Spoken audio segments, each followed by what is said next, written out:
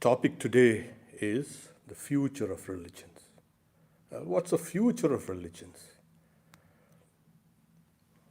But before we commence, these are difficult times for everyone.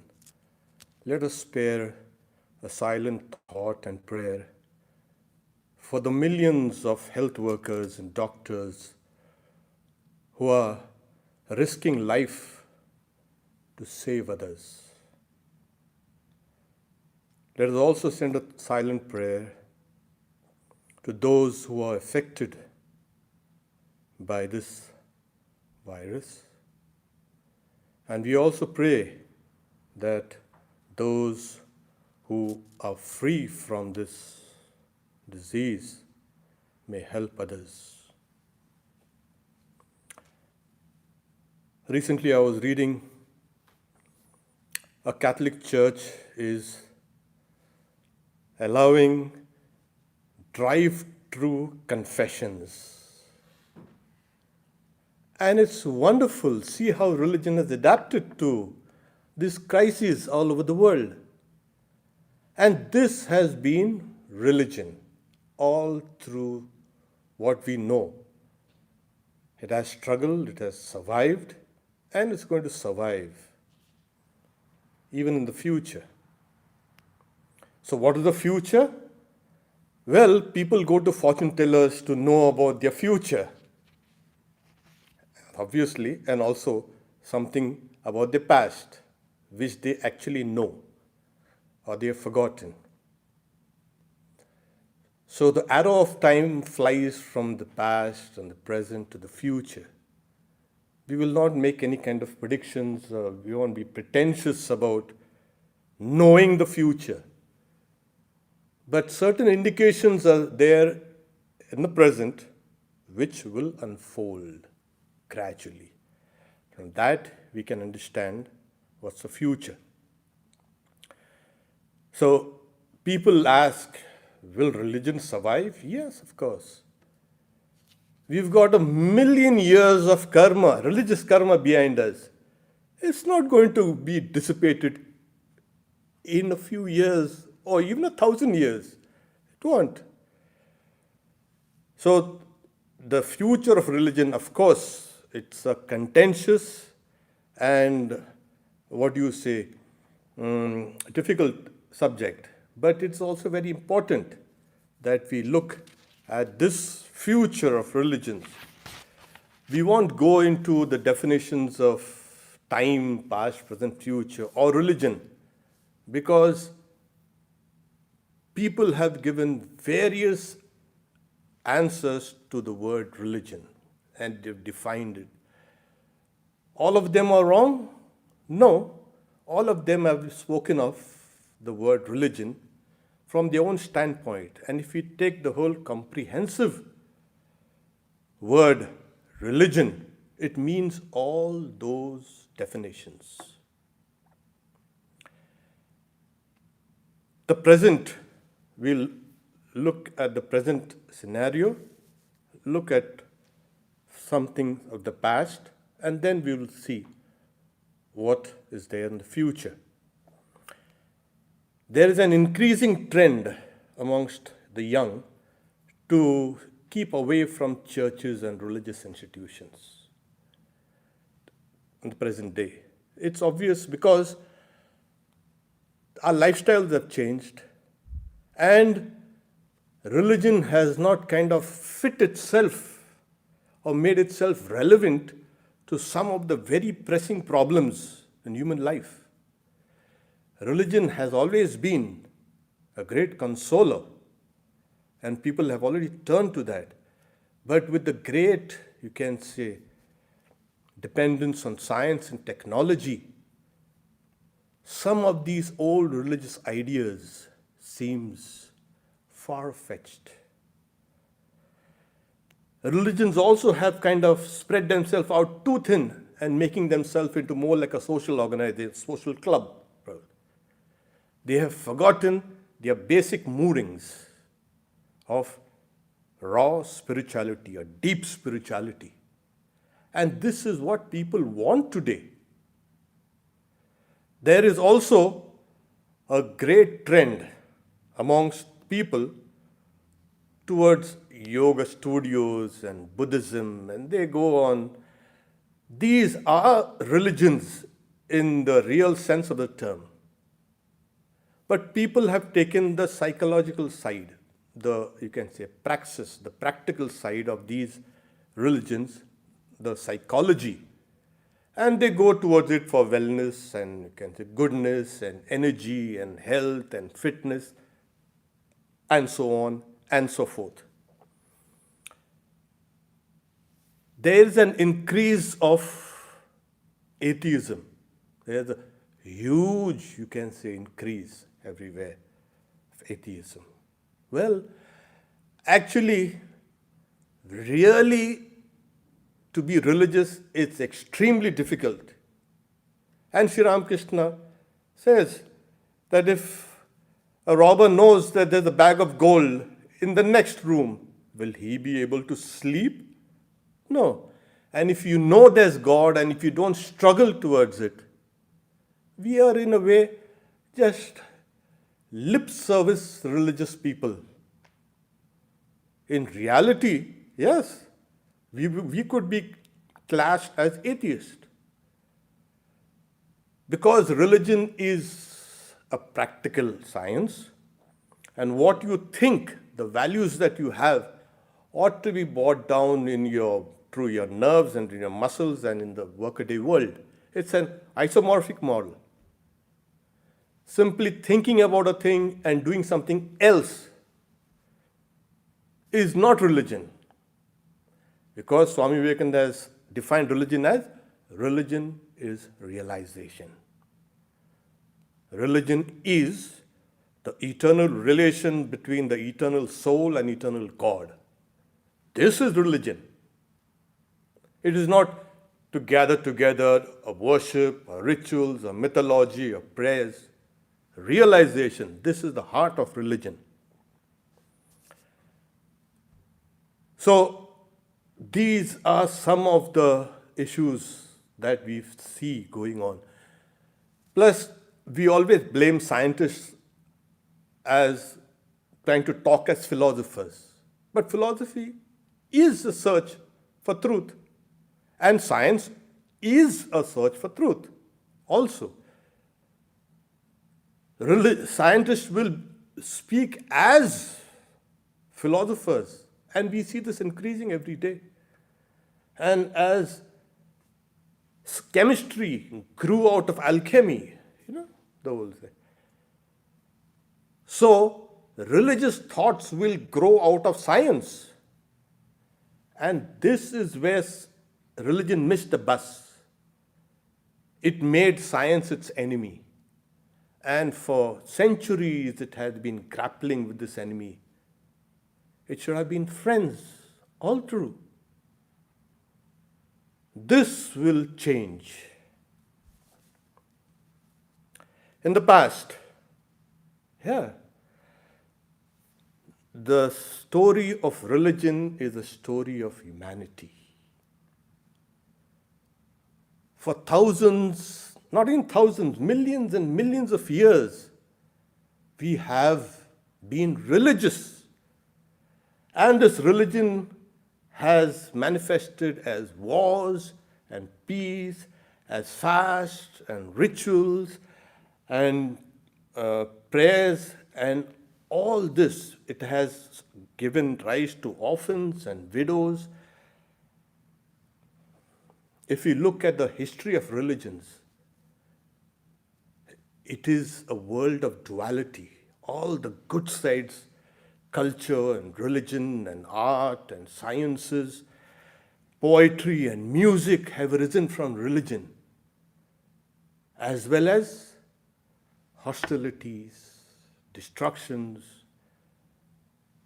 There has been no peace. Religion has been bonding people as well as destroying peoples.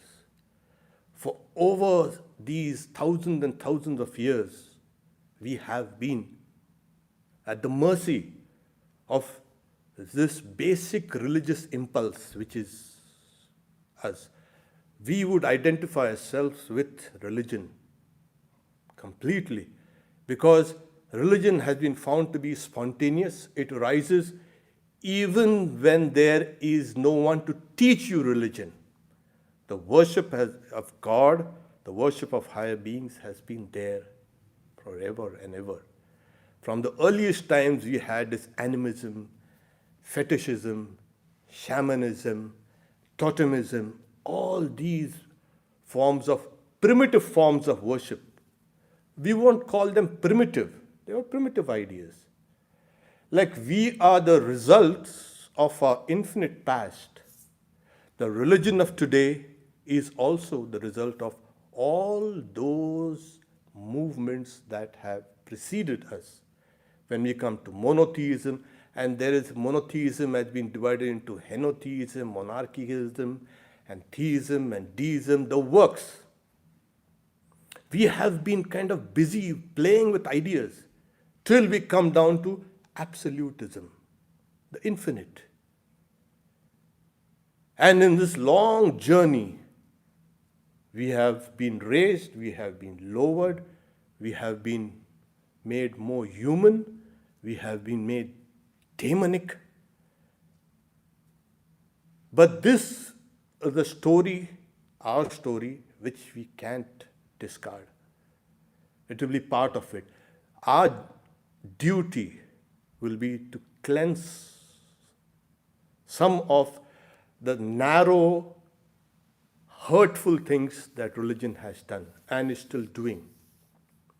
We need to make religion more broad, more exclusive, not inclusive.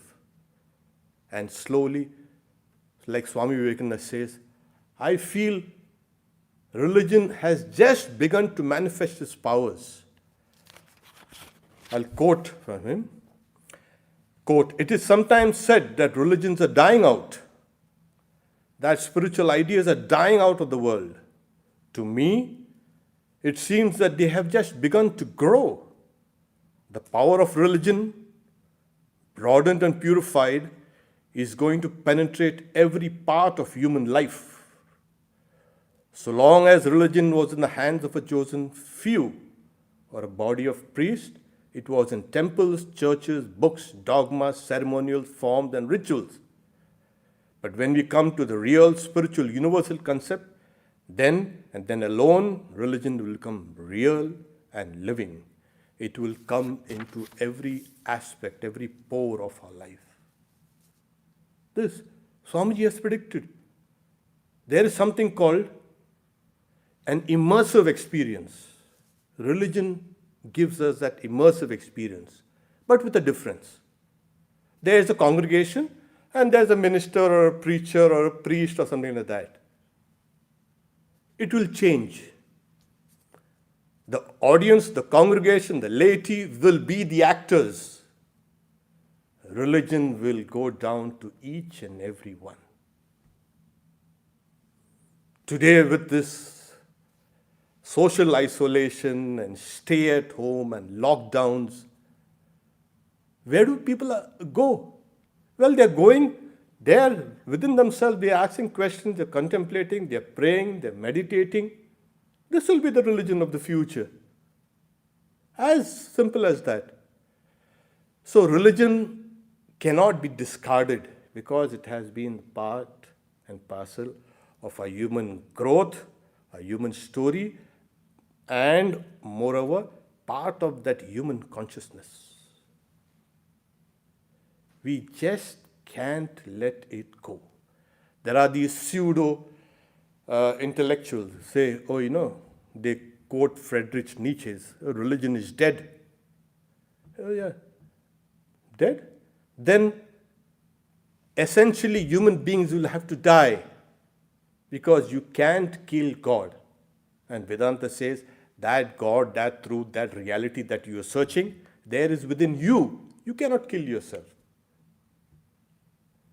So these ideas which have been in society for so long are outgrowing their old crystallizations. And the very fact that for millions of years, religion was very fluid. At times, religions clubbed together. They blended themselves together. Sometimes many tribal groups got together and with their gods, and they had it gods of gods. And all over history you find these things. Sometimes one religion blends into other. Sometimes one religion works as a bulwark against others, other threats. And people have been taking their rituals and ceremonies and mythologies and forms of prayers very liberally. There was no mine or yours. And today, when we see this intra-religious and inter-religious dialogues happening, we are actually moving in the right direction. This will be the index. How can we combine? The religious people and religions will have to stand together. And because we have not been standing together, everyone takes a swipe at religions. From scientists to even comedians. Religion has become a kind of a laughing stock. Their doctrines are being laughed at. So here we are, that which has been raising humanity has now become an object of ridicule. How can we change that? When we become exclusive, it is in our nature. Being conservative is also in our nature. We may think that we are liberal on the outside, but actually we are very conservative. We want to conserve things. And this is what happened as societies kept on growing, become diverse, cosmopolitan. Religions, in order to protect itself, made itself into a structure, became exclusive. And that was its doom. Because a monolithic structure cannot traverse through time like a fluid structure can. Religions will be more fluid, more open to dialogue, more open to discussion, more open to questioning their beliefs. Because we are hiding behind euphemisms. We are hiding the reality or what the reality is supposed to be with the rewards and punishments and this and that. And people won't go for that. People will have to be told this is what true. So we have one side of this religion that is essential to human growth, to human well-being, to human evolution. The future of religion will be completely internal. It will be your own spiritual thoughts. And this is where the practices of meditation will come in. All the forms that we have seen in the external world, religious symbology, will become internalized. This had been done by many religions. We have internalized certain ideas, and this will keep on growing and growing and growing till you have your own religion. And that's what it is. When people say God is dead, well, the Hindus say, well, there is 3.3 billion gods. You can kill one or two gods. We will survive. Buddhism says we don't have no God, so you cannot kill it. Jainism says we don't have no God. And many Indian philosophies, they don't have a God. Besides, we have, in Islam we say, there is no God but Allah. Yes. So, the very fact you cannot kill God. Slowly we will be asking questions, we will be questioning authority, we will be questioning doctrines, we will have our own religions, individual religions that will take us to the goal. As Sri Ramakrishna says, has so many opinions, religious opinions are so many paths. Religion is in your soul. As long as your soul keeps on growing, you will be religious. The more you contract yourself, you will be irreligious. There's another factor that comes into play. And the future character, which Swami Vivekananda has kept on saying over and over again, your character will indicate you're religious or no. Not, Sri Ramakrishna used to kind of say, those who put on those religious marks, be careful of them. Yeah. And so it will be completely internal and will be completely molding one's character. And if it doesn't, well, there is something. Otherwise, religion has become the last refuge of scoundrels, liars, drug dealers, drug pushers, every form of kind of hopeless and useless float Sam and jet Sam. They consider themselves religious. Yes, we are religious. Well, it will be character. And that will be the touchstone, the very, you can say, bedrock of religion. In everything, there are two aspects. Every object, every person, every idea has two aspects. One, the personal side, and the other, an impersonal side, an abstract side, a concrete and an abstract. Swami Vivekananda gives the example of, imagine a circle. And then you imagine a circle. There's a circumference and there's a circle inside. You know what a circle looks like. But do you see the space outside the circle? Everything has got two aspects. One the concrete, one the abstract. One the personal, one the impersonal. Take science. Who does it belong to? Well, it's simple. Who does humanity belong to?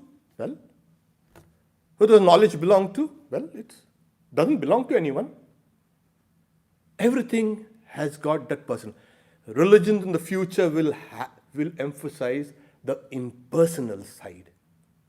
So all those, you can say, attacks against the personal God and personal being and will diminish.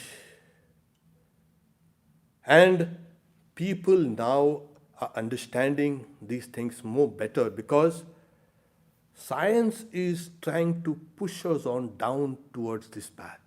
It is breaking up all old ideas. And if science says it is wrong, 20 years ago it will declare itself, yeah, we were wrong about this. Religions will also then declare, yeah, we were wrong about that thing. And proceed further. So our old superstitions, our old delusions, our old beliefs, we really don't believe in a God, we believe in the beliefs. That is culturally fixed. And we grow up thinking that. So we actually worship our beliefs. We need to take a deep, good look at our beliefs and have faith in the words of the scriptures and the words of the Guru. Who has spread this virus? Who is responsible for that? Nobody is going to say, China. It's not a Chinese virus. That's wrong. That's gross.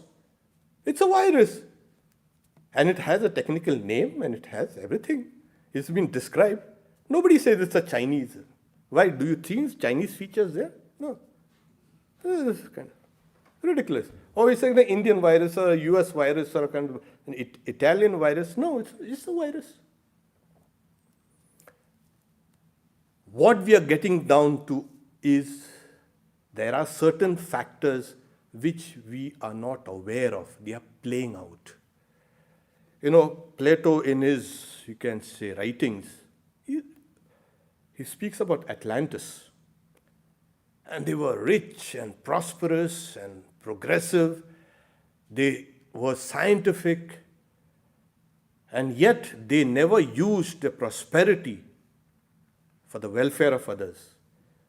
They became arrogant, they became bold, they became terrible, and the universe slapped down that whole civilization. So we better be careful of what we are doing and what we are, or we might be slapped down. And it has taken a small thing to make us understand that this whole universe is networked.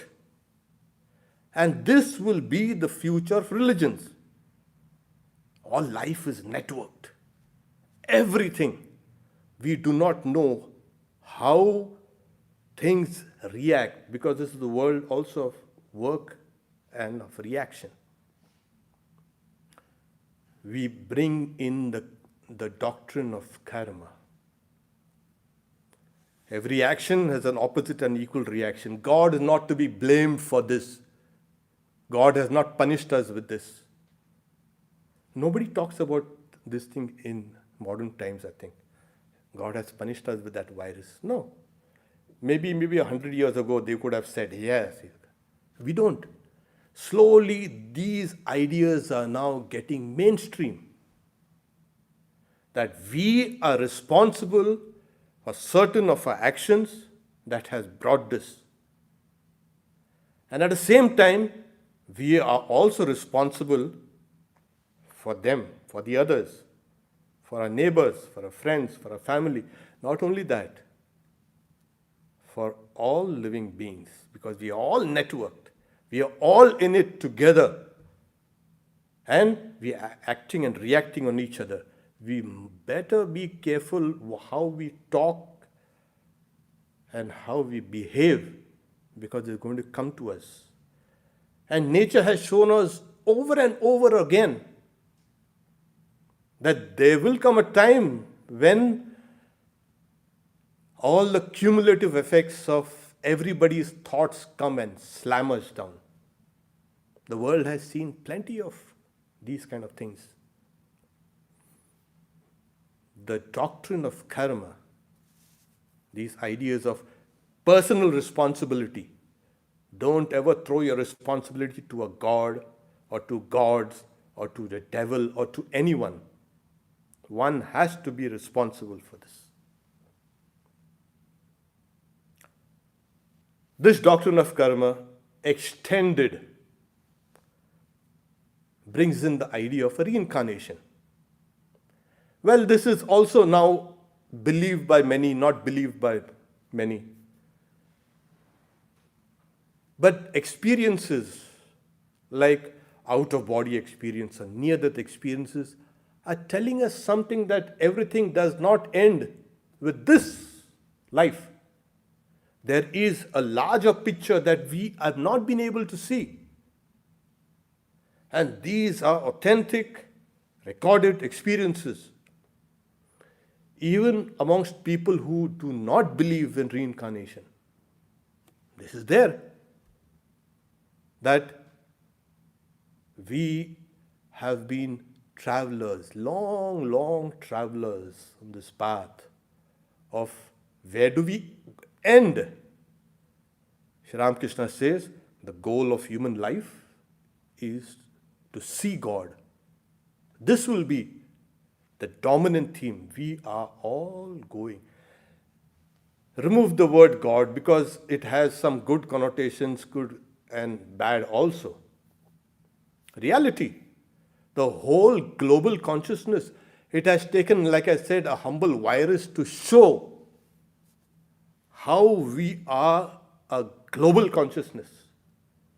And at no time in the world's history has this kind of awareness has become so pervasive everywhere. Amongst the rich and poor, you can say ignorant and the learned, everywhere. People are talking about it. People are understanding it. This itself is a great, you can say, advance to human consciousness.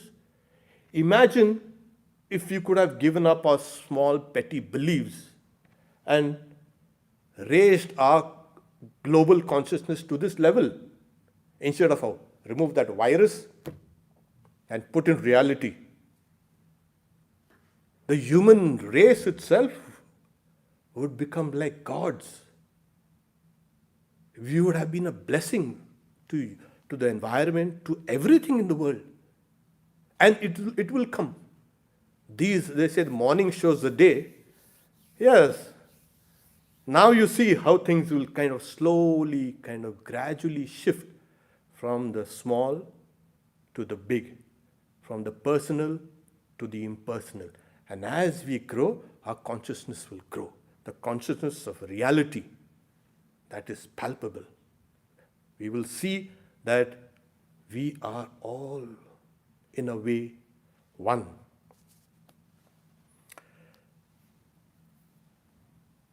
This idea of karma and its effects, reincarnation or whatever you call it, will remove this idea, the fear of death. This fear of death has spawned an industry like nothing else. Medicine also has taken unnecessary steps to prolong some kind of vegetative life, instead of using the resources for really people who need it. And the fear of death, what will happen after death? Oh no, why should you fear? You're going to be there. You don't have to worry about it. And so will others. As the Bhagavad Gita says, at no point of time that you, Arjuna, or me weren't there. I was there. You too were there. And I know. You do not know. Natvevaham jatu nasam natvam neme janadipa. This is what happens. So will there be a kind of a concrete religion?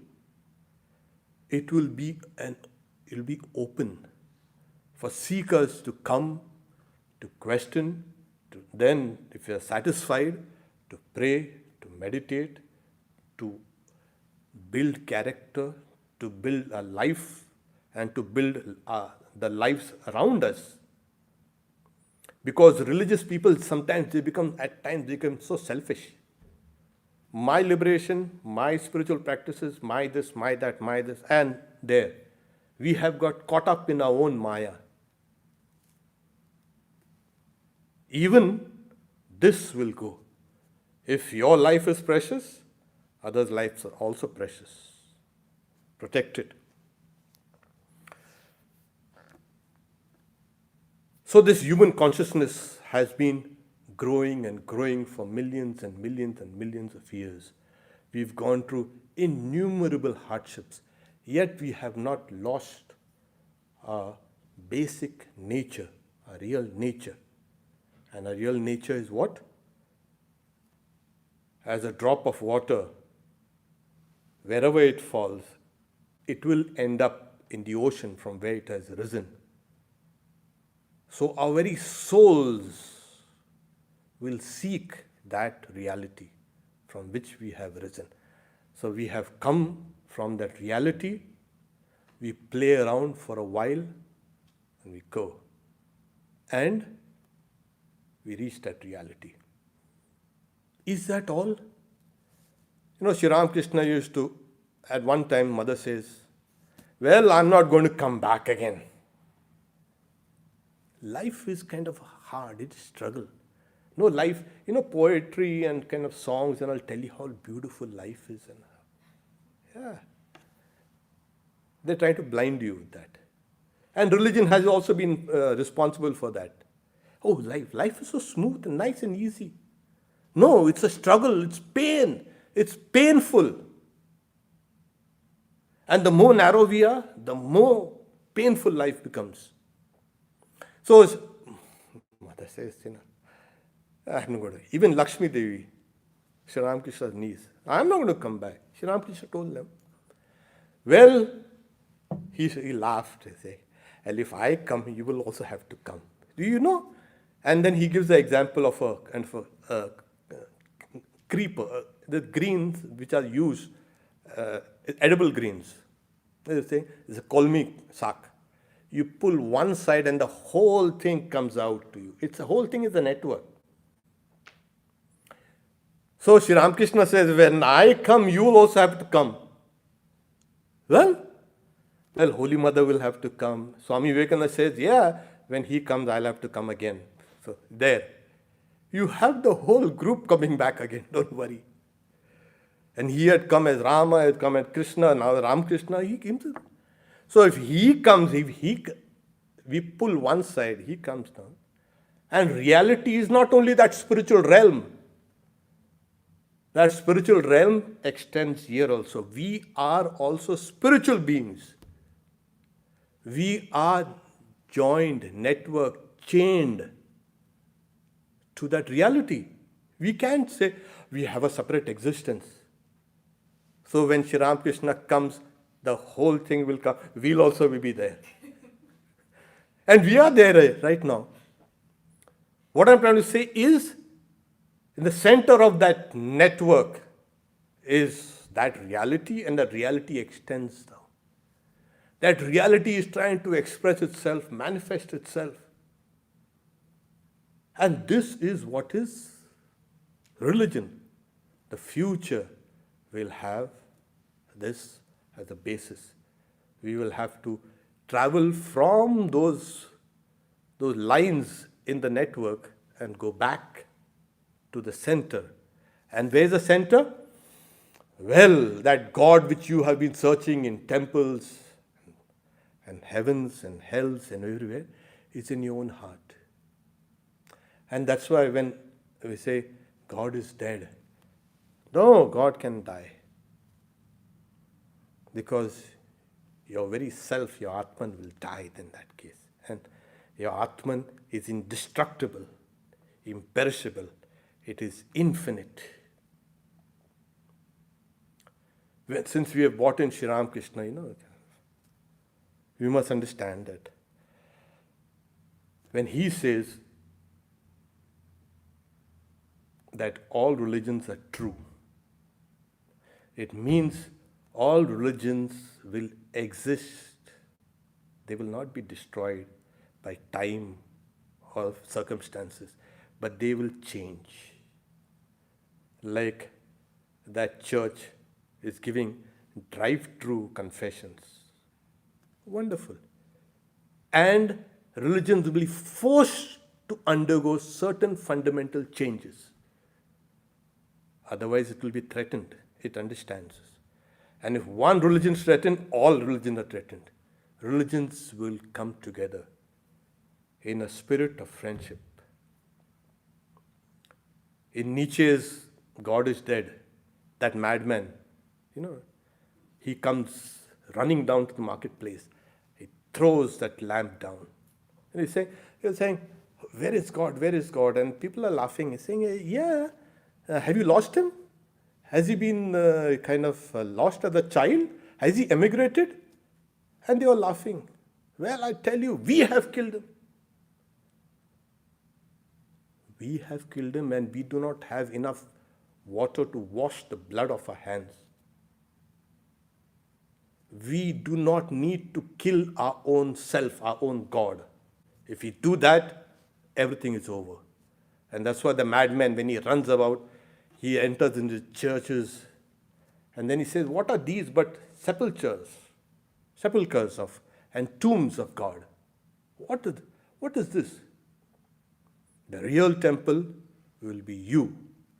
The real inner shrine of the temple will be your own consciousness. And there we will grow and grow and grow. Religion, which has always been responsible for the great civilizing factor, will now play an additional role in civilizing our consciousness, making that consciousness which is tiny and small and individualistic and narrow and stupid will broaden itself out. We will be forced to look out. And that was Swami Vivekananda's great dream. Science and religion will meet and shake hands. He's saying science is a truth, search for truth in the external world. Religion is a search for truth in the internal world. And in reality, there is no internal and external divisions in nature. One day, both will meet, and that will be a glorious consummation of religion. We hope we can contribute a little to these great, you can say, states of consciousness. Swami Vivekananda says, rishis will walk down the streets. God will play with gods. That will be the end of, that will be the, not the end, the beginning of religion. We will understand that we are all gods, we are playing with gods. This is the world of, it's a divine play. Leela. And so, as we see, every generation of children becomes smarter and smarter and smarter. You notice, I think, I sometimes when I see some of the kids nowadays, I say, how stupid we are when we were young. Yes, those old souls are now recasting their old, you can say, ideas, and they're coming back and coming over and over again. We are all going towards that great reality, that reality which has been pointed out as religion. That will stay.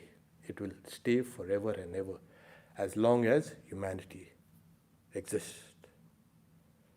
I'll stop here. We once again send our thoughts to all those who are affected by this virus. May they all stay safe and in peace. Om Shanti Shanti Shanti Harihi Om Tat Sat Shri Ram Krishna Arpanamastu. Will you take questions? Yeah. One question has come from the remote viewership. A question, my friend has made a commitment to keep coming back until the last being is done coming back. This is the belief of her religion. Do we have that choice? Or is it just a matter of working out our karma? We do have a choice. This is the ideal of the Arhat or the Bodhisattva. That the Bodhisattva, instead of plunging down in the final nirvana, steps back, returns. Swami Vivekananda also has spoken about some souls or some Atman. You cannot be absolutely free until everyone else has become free. Yes, there is a choice, but then it will also depend on the will of the Almighty. If God, if Mother wills, then she'll let you go. Don't make yourself too important that I'm going to help the world. I'm there, I'm the boss. Thank you.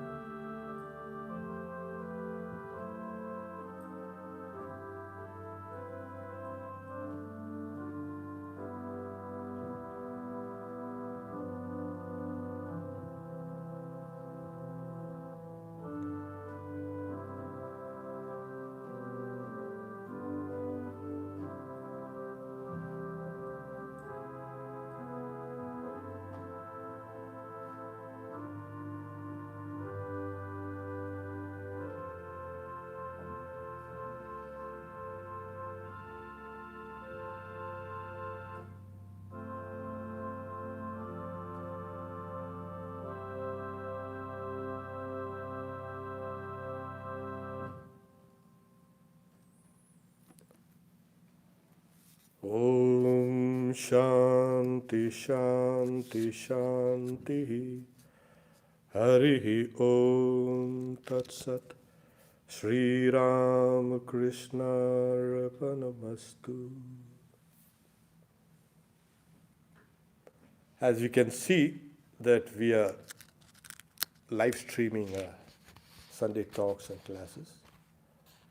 We request all the devotees to please visit our website for these live streaming talks. Thank you.